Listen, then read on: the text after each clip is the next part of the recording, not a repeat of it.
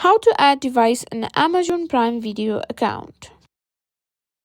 In today's video, I'm going to show you how to add a device to your Amazon Prime Video account, whether you want to stream on your smart TV, tablet, or any other device.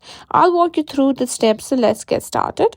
First things first, what you need to do is open your web browser and sign into your Amazon Prime Video account. You can do that by going to primevideo.com and logging in with your Amazon credentials. To do that, you can simply tap on the top right corner and simply clicking on sign in. Just enter your email address and your password and simply log into your account. Once you're logged in, what you need to do is simply tap on your profile icon at the top right corner of the screen if you're on mobile. Now what you need to do is simply tap on manage profiles here.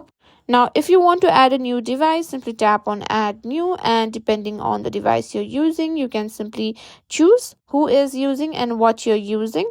Simply do that, and that's it. That's how you can simply add or link a new device to your Prime Video account.